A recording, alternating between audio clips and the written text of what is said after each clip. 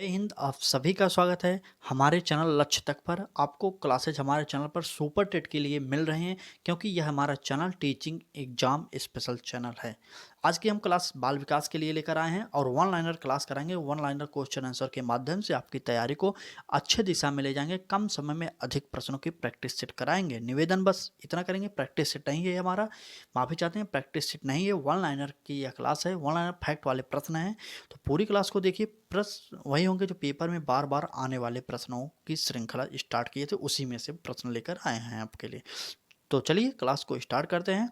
आप पहली बार आए हैं तो एक बार निवेदन करेंगे, हमारे चैनल पर पहली बार अगर आप आए हैं तो एक बार इस पूरी क्लास को देखिए, उसके बाद खुद निर्णय करिए कि आपके लिए क्लास उपयोगी है या नहीं है। चलिए पहला प्रश्न देखते हैं। प्रश्न होगा हमारा, बहुबुद्धि सिद्धांत के प्रतिपादक कौन थे? तो उत्तर हो जाएगा गार्डनर महोदय। बहुबुद्धि सिद्धांत के जनक अगर पूछा जा रहा है तो उसे गार्डनर महोदय कहेंगे आप। ठीक है, चलिए अगला प्रश्न देखते हैं। हम यहाँ पर सिर्फ वन लाइनर कर रहे हैं, इसलिए ज़्यादा इधर उधर की बात नहीं, प्रश्न और उत्तर पढ़ेंगे ताकि 10 मिनट में आपकी क्लासेस समाप्त कर दी जाए। हमारा सिद्धांत है रोज़ हमारे चैनल पर आप दोपहर 1 बजे में 10 मिनट के लिए उपलब्ध हो जाइए और 10 मिनट में हम आपको लगभग 30 प्रश्न करा देंगे वन लाइनर में। तो सोचिए, अगर 30 दिन मतलब महीने के 30 दिन अगर आपकी क्लासेज होंगी तो एक महीने में 900 प्रश्नों की श्रृंखला आपके पास उपलब्ध हो जाएगी। सोचिए, 900 प्रश्न अगर वन लाइनर बना रहे हैं एक महीने में, तो यह आपके लिए बहुत ही महत्वपूर्ण होने वाला है पेपर के समय में। अगला प्रश्न देखते हैं हम लोग क्या है। प्रश्न होगा हमारा, शिक्षा जो मनोविज्ञान शिक्षा का आधारभूत विज्ञान है, यह कथन किसका है? कहा जा रहा है मनोविज्ञान शिक्षा का आधारभूत विज्ञान है, यह कथन किसका है? तो उत्तर हो जाएगा हमारा स्किनर महोदय। स्किनर महोदय ने कहा था कि मनोविज्ञान शिक्षा का आधारभूत विज्ञान है।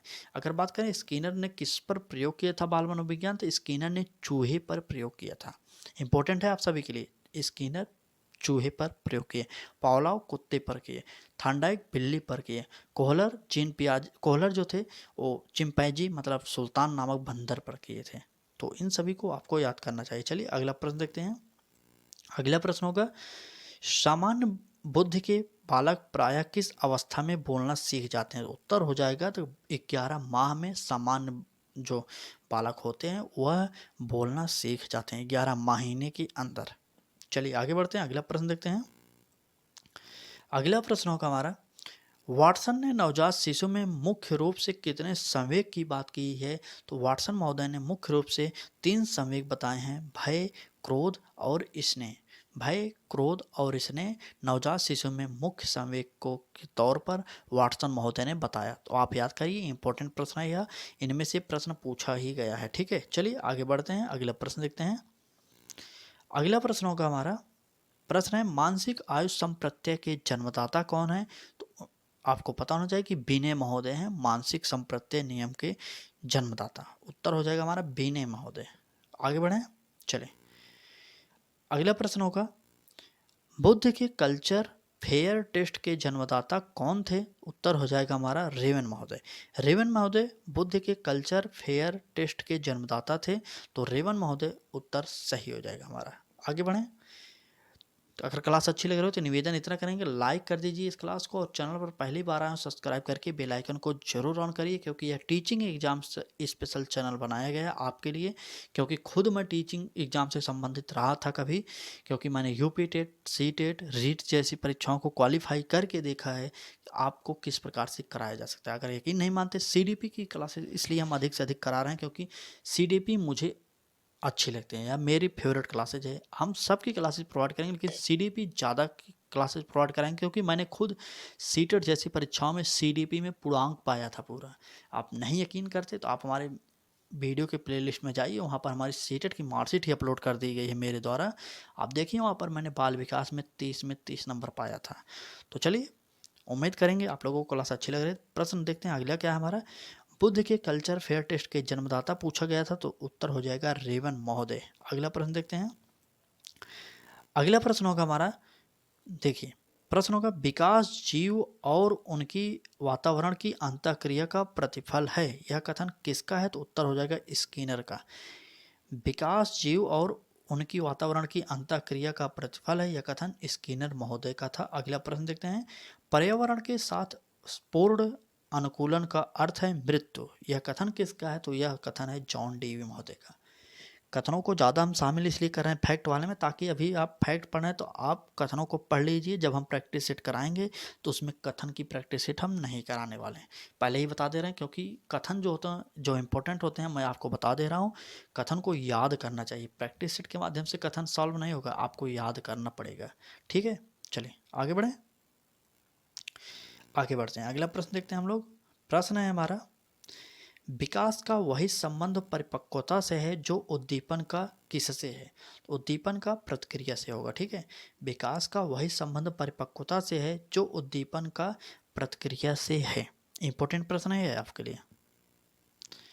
चलिए, इंपॉर्टेंट प्रश्न है, आपके पेपर में छप सकता है, क्योंकि हमारी चैनल लक्ष्य तक पर आपको वही क्लासेज मिलेंगी जिसमें आपको कुछ जानकारी अच्छे से मिल जाए, ताकि पेपर में आप उसे फंसा सकें। ठीक है, चले, निवेदन बस इतना करेंगे, नोट्स भी बना लीजिए। अगर आप ऑनलाइन पढ़ने के शौकीन हैं तो आप इसका नोट्स बनाइए। अगला प्रश्न देखते हैं हम लोग, क्या निरर्थक शब्दों के प्रयोग सर्वप्रथम किसने किया? निरर्थक शब्दों का प्रयोग सर्वप्रथम किसने किया? तो उत्तर हो जाएगा एविंग हॉस महोदय ने निरर्थक शब्दों का प्रयोग किया था, जो कि इंपॉर्टेंट है आपके लिए। एविंग हॉस महोदय। चले, एविंग हॉस महोदय निरर्थक शब्दों का प्रयोग किए थे। अगला प्रश्न देखते हैं, आगे बढ़ते हैं। प्रश्न होगा हमारा, मानव मस्तिष्क की क्रियाओं का परीक्षण किस यंत्र द्वारा किया जाता है? उत्तर हो जाएगा हमारा इलेक्ट्रोफानसिफलोग्राम। ठीक है, चलिए, सिफलोग्राम। मानव मस्तिष्क की क्रियाओं का परीक्षण इस यंत्र से किया जाता है। आपके लिए इंपॉर्टेंट है।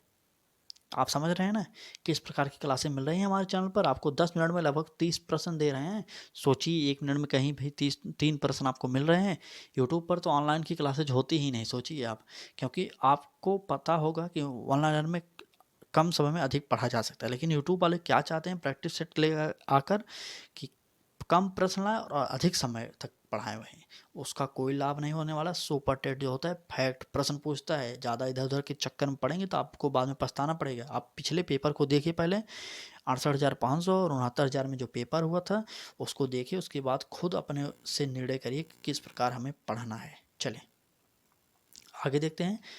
प्रेरणा के क्षेत्र अंतर्नोद सिद्धांत का प्रतिपादन किसने किया? उत्तर हो जाएगा स्टैनले हॉल महोदय ने अंतर्नोद सिद्धांत का प्रतिपादन किया। Stanley hall. ठीक है, किशोरावस्था का इन्हें जनक भी कहा जाता है, किशोरों का जनक इन्हें कहा जाता है, आपको पता होना चाहिए। चलिए अगला प्रश्न देखते हैं। प्रश्न होगा हमारा, मानसिक स्वास्थ्य किस तरह का व्यवहार है? तो उत्तर हो जाएगा समायोजी। मानसिक स्वास्थ्य समायोजी तरह का व्यवहार है, जो कि इंपॉर्टेंट है आपके पेपर के लिए भी और आपके लिए भी, क्योंकि आपको याद रहेगा तभी आप अपने पेपर में लिख सकते हैं। चलिए आगे बढ़ें, बताइए क्लास कैसी लग रही है, आप बताइए। पहले आप यूपी टेट की तैयारी करें या सुपर टेट की तैयारी करें, आप कमेंट करके जरूर बताना। ठीक है, कमेंट करिए। अगर आपको यूपी टेट की क्लासेस हमारे चैनल के माध्यम से चाहिए तो हम आपको प्रोवाइड करने के लिए पूरा तैयार हैं। हमने ऑनलाइनर के माध्यम से भी क्लासेस यूपी टेट के लिए भी बना ली है, और यूपी टेट के लिए टॉपिक वाइज प्रैक्टिस सेट बना दिया है पहले ही फाइल में हमने, क्योंकि मुझे पता है यूपी टेट तो कन्फर्म होगा आपके लिए, क्योंकि सुपर टेट से पहले यूपी टेट होना अनिवार्य होगा, क्योंकि कई सालों से यूपी टेट भी नहीं हुआ यूपी में। सरकार चाहेगी कि यूपी टेट से कमाई अच्छी होती है, उसे भी पता है सरकार को भी, इसलिए यूपी टेट जरूर कराएगी, चाहे सुपर टेट कराए या ना कराए। चलिए बाकी आगे देखते हैं। अगला प्रश्न होगा, सूक्ष्म सिद्धांत के अनुसार कक्षा में सीखने की प्रक्रिया कैसी होती है? सूक्ष्म शिक्षण की बात की गई, उत्तर हो जाएगा हमारा अचानक। ठीक है,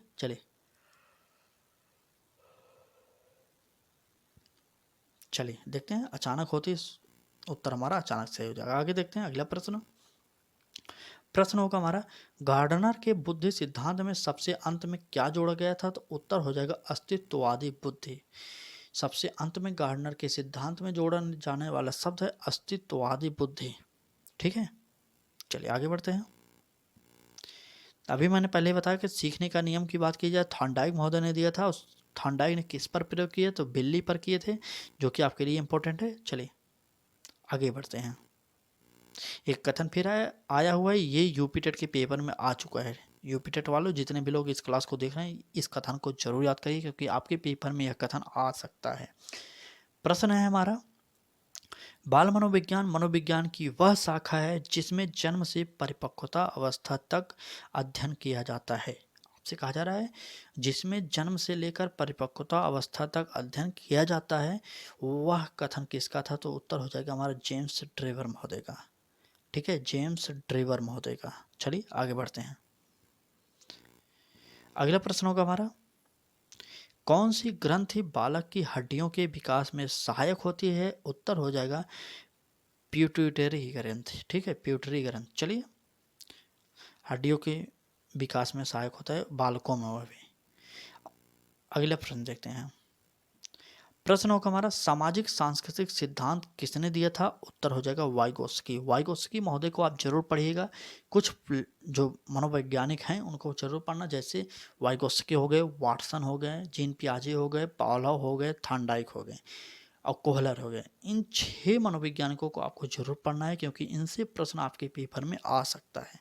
अगर आपको टॉपिक वाइज प्रैक्टिस सेट चाहिए तो आप जुड़ जाइए हमारे साथ। हम बहुत जल्द स्टार्ट करने वाले हैं टॉपिक वाइज प्रैक्टिस सेट। चलिए आगे बढ़ते हैं। आप यूपी टेट की भी तैयारी कर रहे हैं तो आप हमारे साथ जुड़ सकते हैं। तो यूपी टेट के लिए फ्री क्लासेज हमारे चैनल पर बहुत ही जल्द स्टार्ट होने वाला है, क्योंकि अभी यूपी टेट का शासन की तरफ से कोई प्रस्ताव मंजूर नहीं हुआ। जैसे ही हमें लगेगा कि यूपी टेट की क्लासेज जब प्रोवाइड की जा सकती है तो आपको प्रोवाइड कराई जाएंगी। तो निवेदन बस इतना करेंगे, तब तक आप हमारे साथ जुड़िए और चैनल को सब्सक्राइब करके बेल आइकन को जरूर ऑन करिए, जिससे आपको नोटिफिकेशन मिलता रहे। बाकी सुपर टेट की तैयारी हो, यूपी टेट, रीट और सी टेट की तैयारी आप हमारे साथ कर सकते हैं, क्योंकि मैंने खुद पहले इन सभी परीक्षाओं को पास किया, तो आप भी कर सकते हैं। चलिए, आज की इस क्लास में बस इतना ही। कैसी लगी क्लास? लाइक और शेयर सब्सक्राइब कर दीजिए और कमेंट करके जरूर बताना आप पहले यूपी टेट देंगे या सुपर टेट देने वाले हैं। आज की इस क्लास में बस इतना ही।